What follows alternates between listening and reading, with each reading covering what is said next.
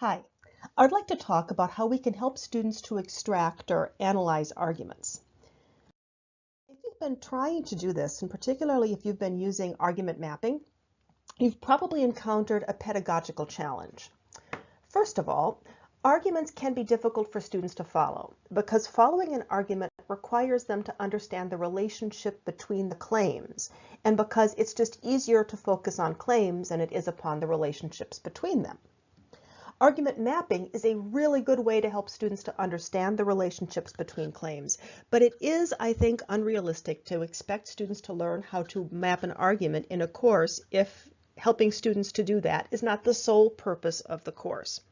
So then the question is, how can we use argument mapping or the skills that are developed in argument mapping in classes across the curriculum?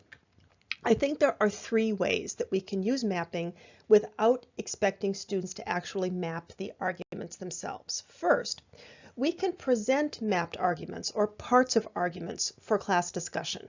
I think this is particularly useful because students like that. At least in my experience, they like visually seeing how ideas can be related to each other in ways that can be obscured if all they're looking at is text. We can also map arguments or parts of arguments with students working on the board. I think that's a slightly more advanced skill. And finally, maybe after we've done the first two things, we can help students to kind of track the reasoning in an argument by internalizing a series of questions. And these are the same questions that I would recommend using when mapping an argument, but they can also be used without mapping, which I think makes them particularly useful. Here are the series of questions. First of all, you want students to get in the habit of asking, what is the main conclusion? So what is this passage trying to convince me of? This can be tricky sometimes. So, make sure that students feel comfortable doing that. After they do, they can continue to read the passage and ask sort of what's being asserted here for each of the claims that they encounter. This can involve dividing larger sentences into smaller parts, and if you're dealing with a reading that is somewhat complex, it can also involve summarizing multiple sentences into a single claim, the main point of a paragraph, for instance. That's a fairly advanced skill that we're not going to talk about at all here, but I just want to acknowledge that when students are reading and asking themselves what's being asserted, they will probably have to sometimes summarize or divide sentences into parts. Is that idea important? It's just asking themselves, is this idea, now that I know what it is, doing something that either supports or in more advanced arguments objects to the conclusion, right? So is it doing some argumentative work? Once they decide that an argument is important, and this is the key question, how is this idea related to what's gone before? There are only 5 ways that an idea can be related to another idea. First, there can be a reason-conclusion relationship with one idea or a set of ideas supporting another. Dependent reasons, right, where 2 ideas are working together to support a third. Independent reasons, where they are separately supporting a third. Objections to a claim, or objections to an inference.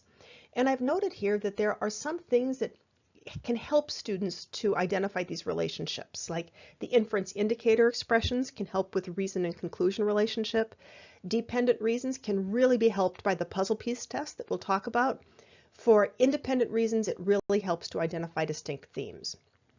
I also noted that when students see that 2 ideas are related as dependent reasons, it's a good idea to get them in the habit of asking what follows from these ideas, because sometimes what follows won't be explicitly stated, and it really is useful if students then fill that missing claim in themselves. We'll see an example of that.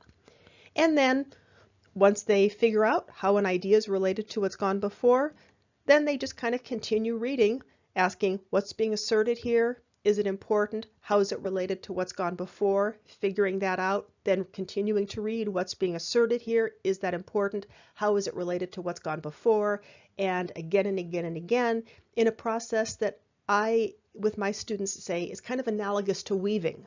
You're weaving each subsequent idea into your understanding kind of the tapestry of the argument and how those ideas work together.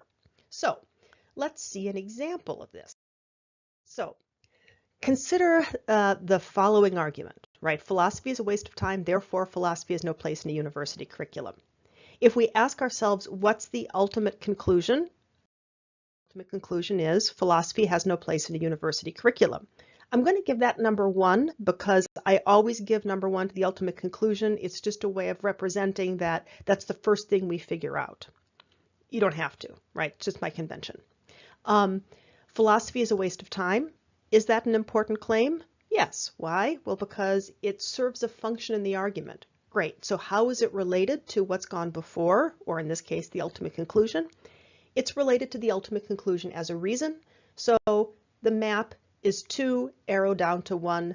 I have the reasons on the top, the conclusion on the bottom, the arrow in between is the inference, right? If you, by the way, have the conclusion on the top and the reasons on the bottom, or the conclusion on the left and the reasons on the right, and the arrow going from the reason to the conclusion in some other orientation, that's fine. I just use reason on top, conclusion on the bottom for various reasons. So, next argument. Anyone with a PhD works in a philosophy department because PhD means Doctor of Philosophy. This is a bad argument. We're going to be evaluating these arguments later on. But right now, what's the ultimate conclusion? The ultimate conclusion is anyone with a PhD works in a philosophy department. That's the first question. Going on, what about PhD means Doctor of Philosophy? Is that important? Yes. Okay, so that gets represented. Then the next question, how is that related to what's gone before? It's related as and reason to a conclusion, so I would map it in the same way. I'm not hallucinating all the time. I know this because other people usually indicate that they see and hear the same things that I do, which means that the same things that I seem to see and hear are really there. So what's this trying to get us to believe? Well, it's trying to get us to believe that I'm not hallucinating all the time. Now, the next claim as I read along, other people usually indicate that they seem to see and hear the same things that I do. Now, I recognize that that's important. Now, the series of questions would have me ask, how is that related to what's gone before? This is a general principle. If what has gone before is the ultimate conclusion, don't have your students ask that question, because if they do, they will have 2 being given directly as a reason to believe 1, right? In general, when we ask, how is this idea related to what has gone before, we should save that only if we're talking about what has gone before as not being the ultimate conclusion. I didn't put that in the list of questions. I thought it would be unnecessarily complex, but just know it now, right? So 2, that's an important claim. We go on to read. 3, things that I seem to see and hear are really there. Is that an important idea? Sure it is. Okay, that's why it's 3. Now we can ask of 3, how is that related to what has gone before? Well, what has gone before is 2. How is 3 related to that claim? It follows from it. We can see that because of the which means that. That gives us the relationship 2 inference arrowed down to 3 and then 3 inference arrowed down to 1, right? So if we take a look at the maps on the right versus the text on the left, what I would really do, and I think that for many classes, arguments of just the complexity, reason, conclusion is fine, because what the map does that the text does not do is it makes that inference something that you can point at, right? So you can say, look at the arrow, don't look at 2. Don't ask, is the claim that is 2 true or not? You can ask that, that's an important question, but you can also ask, if that claim is true, would 1 follow, right? To evaluate the inference. And this, I think, is one of the biggest advantages of graphical representation, that you can actually point to and help students to see the connections that can sometimes be obscured in text. Teaching tips would be, really, I would hammer down those inference indicator expressions like therefore and because. They really help students. But sometimes, as you know, you can have an argument without having those words at all. So you can let your students know that, but at least at the beginning, I wouldn't feel bad about using them again and again and again, because once students start to see them and get used to taking them seriously, they tend to fill them in eventually on their own, even when they're not there. Do note that because reason indicators like that are harder than therefore because works in a couple of ways. If it's at the beginning, like because, reason, conclusion, the inference is where the comma is, and sometimes students can take that as just one claim, because, reason, conclusion, rather than two claims. There's a tendency to not split there. If you have conclusion because reason, the narrative order reverses the logical order. So even though the reason follows from the conclusion in the text, the conclusion follows from the reason in the argument map. So just be aware of that. Because and equivalent expressions like since are harder than therefore and equivalent expressions like hence. So let's take a look at another one. This argument's going to be a little bit different. It says eyes are composed of many individual parts working together. Things that are composed of many individual parts working together were created by an intelligent designer. Therefore, eyes were created by an intelligent designer. First question, what's the ultimate conclusion here? Well, eyes were created by an intelligent designer. Now, moving up to the top, eyes are composed of many individual parts working together. Is that going to be an important claim? Yes. What about the next claim? Things composed of many individual parts working together were created by an intelligent designer. Is that important? Yes. Cool. So how are 2 and 3 related to each other? That's the key question, right? Students have a tendency to think that 2 and 3 are related as reason to conclusion, right? So 2 is a reason to believe 3, or 3 is a reason to believe 2. This is incorrect, right? 2 and 3 are related as dependent reasons. They don't support each other, but they work together to support the ultimate conclusion. And to help students to understand that relationship, I find the puzzle piece test to be amazingly helpful.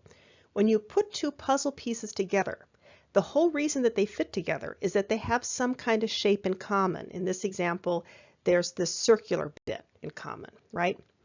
But when you put the pieces together, the resulting shape does not have that common shape visible, and the only thing you see are the uncommon bits, the square on the left and the triangle on the right. So if we take a look at 2 and 3, ideas work exactly like that. The claim 2 and the claim 3 must have something in common, or else they can't work together. What they have in common are composed of many individual parts working together, right? That's in 2, that's in 3. The leftover part of 2 is eyes. The leftover part of 3 is created by an intelligent designer. That's like the square part and the triangle part. So when you put 2 and 3 together, what you get is the claim, eyes were created by an intelligent designer. Now, I really encourage my students to try to figure out what follows from 2 ideas when they're added together, even before they see it in the passage. This is because, and later on we'll see this, sometimes the conclusion that follows from 2 ideas is not stated in the passage. And in that case, it's really important for students to figure out what follows and to fill that in. Otherwise, their understanding of the argument can become fractured. Now, let's take a look at the next one. God doesn't exist. After all, God is supposed to be all-knowing, all-powerful, and all-good, so if God exists, then there would be no suffering. Clearly, however, there is suffering. The main conclusion, first question, right? What's the main conclusion? Is God doesn't exist. This argument's a little bit more complicated. If we take a look at the claim 2, God is supposed to be all-knowing, all-powerful, and all-good. Okay. So, 3, if God exists, there would be no suffering. Now, when we hit idea 3, that's the next idea. So, not counting the ultimate conclusion, right? Which we don't count when we're just mapping quickly or tracking the reasoning. So we need to ask of 3, how is 3 related to what's gone before? How is 3 related to 2? Well, 3 follows from 2. We see that because of so. That's how we get 2 arrow down to 3. Clearly, however, there is suffering. So now we have this other claim. There is suffering. How is that related to what's gone before? Is it related in like an inference, or with a plus, or with 2 separate arrows, or what, right? It's related with a plus. A plus to what? A plus to 3. If you put 3 and 4 together, they will give you 1. So that's how we get that one. Now, I said that sometimes the idea that follows from two ideas might not be stated, and that's what we have here. Okay, so fill in the missing subconclusions.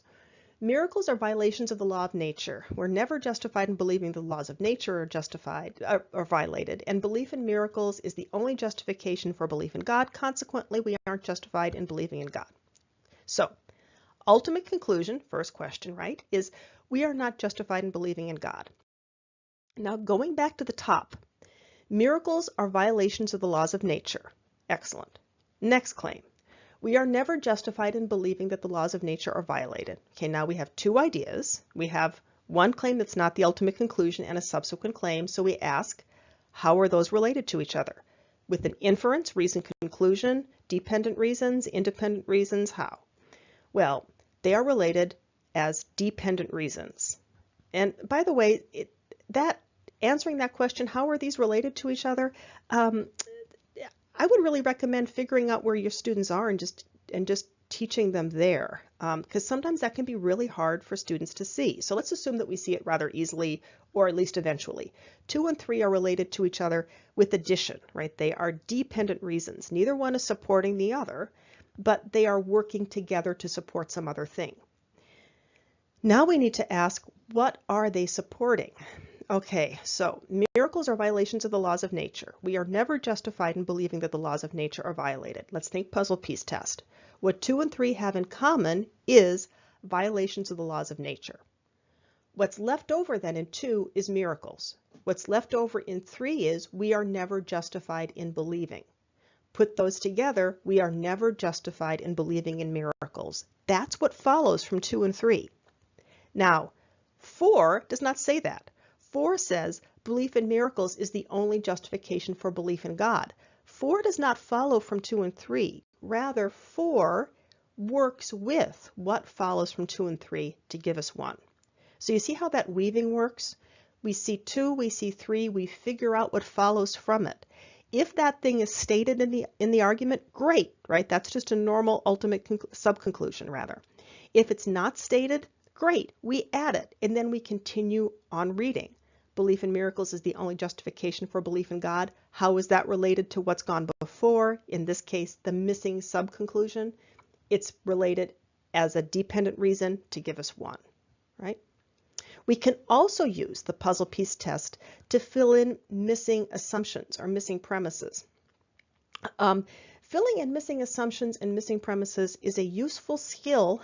Sometimes it can be tricky, but you can use the puzzle piece test to do it. So suppose we have belief in God makes us happier and healthier, therefore we should believe in God. Cool.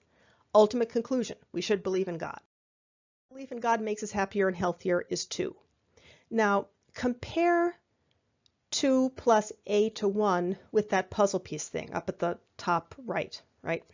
What we're trying to do is figure out what the rightmost puzzle piece is, knowing only the left top and the bottom. Well, if you think about how puzzle pieces work, it's not that bad. The first thing we need to do is figure out what's in common between the reason that we're given and the conclusion that we're given. What's in common is the square part, right?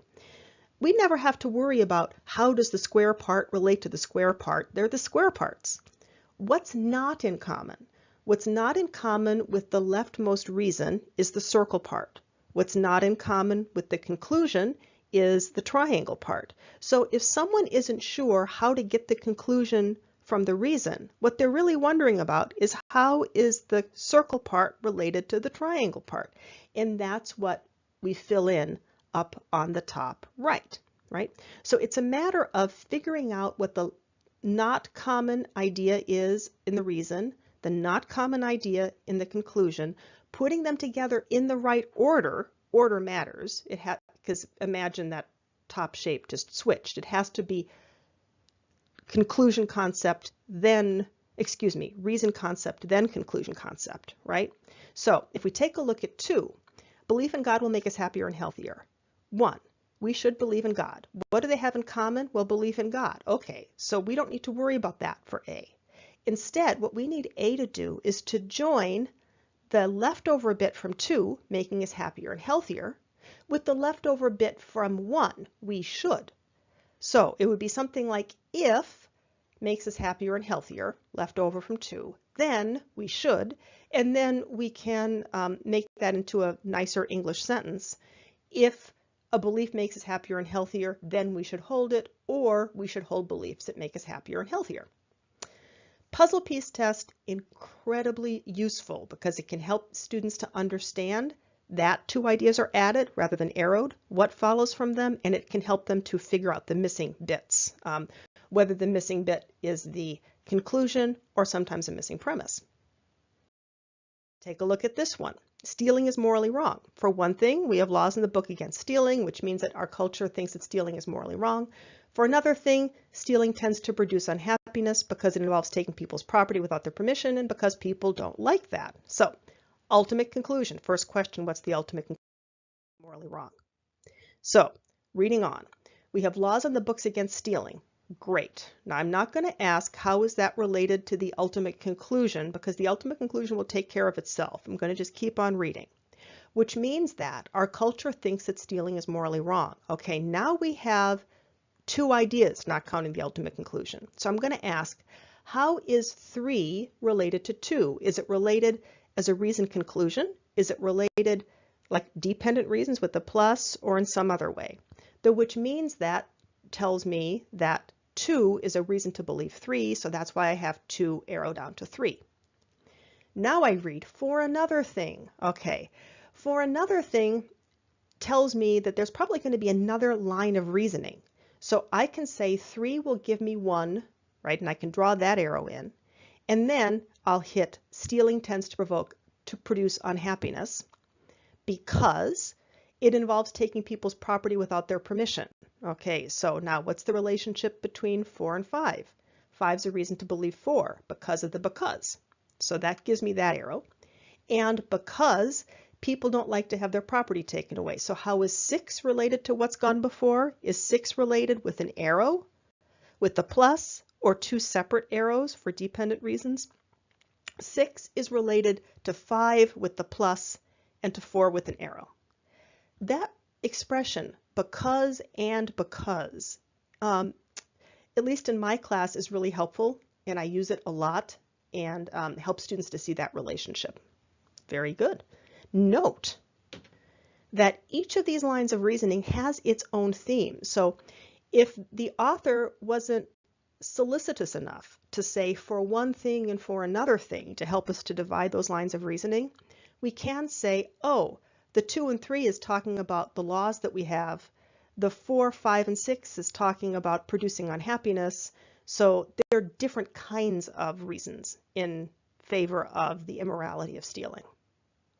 Great. So far we've seen the reason-conclusion relationship, which is just the arrow, the plus relationship, and the independent lines of reason relationship. And before we go on to the other 2 relationships, which I think, well, all of these relationships, what I would recommend you do is just pick a couple and focus on those if at all possible. But just taking a look at these relationships, notice on the right with that argument map how it's easier for students to see how the logical relationships between the claims. That's why I strongly suspect that if you just present arguments like this for the sake of discussion, students will be able to track the reasoning better, and then they might actually start to think in those terms when they're reading. One other thing, note that I'm using numbers 2, 3, 4, 5, 6. That's shorthand, obviously. If you wanted to write the claims or abbreviate the claims instead of 2 to 3, that's fine, right? It's a lot faster than just rewriting the things in the map. Now, universities should offer philosophy because it helps students to think clearly. Of course, some people argue against philosophy on the grounds that it leads inevitably to atheism, but in fact, many philosophers are theists. Now, this is a different kind of argument. The ultimate conclusion is universities should offer philosophy, a different kind of relationship here. We have the because it helps students to think clearly. So 2 is being given as a reason to believe 1. But then we have, of course, some people argue against philosophies. So I have the arrow, that inference arrow with a line through it. What that means is 3 is not a reason to believe that 1 is true. Rather, 3 is a reason to believe that 1 is false. Okay, so it's 3 to not 1 rather than 1.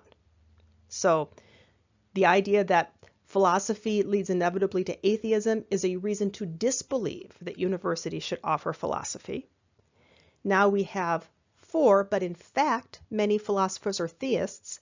That in turn is a reason to disbelieve that philosophy leads inevitably to atheism.